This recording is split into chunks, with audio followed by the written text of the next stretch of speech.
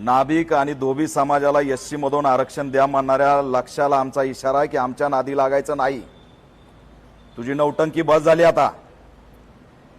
2 जिल्ह्यामध्ये टुरुक टुरुक एका समाजाच्या बळावरती फिरला म्हणजे काय देशाचा राष्ट्राचा नेता झाला का तू?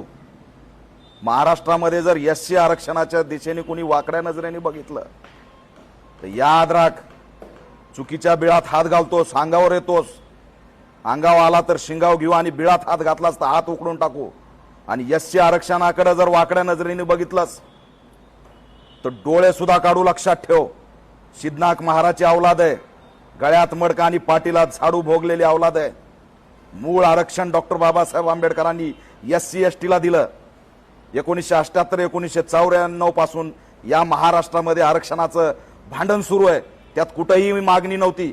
नव्या मागणीला जन्म घालतो, नवा पायंडा पाडतो, दंगल होत नाही म्हणून एससीला इन्व्हॉल्व करतो। कुणाची सुपारी घेऊन आणि कुणाची तळी उचलून हे भाषण करायला लागलाय। मीडिया ट्रायल करतो, शिवराळ भाषा वापरतो, गावंढळ गप्पा करतो।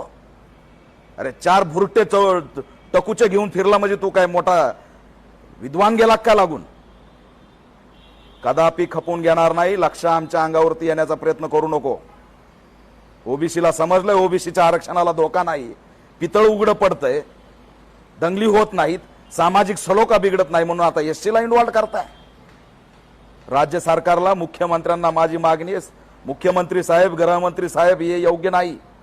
याला रोका। याला तुम्ही पोलीस संरक्षण दिलंय म्हणून याची जीप चुरू चुरू चालायला लागली। हे पोलीस संरक्षणात बसून काही बराळायला लागलाय।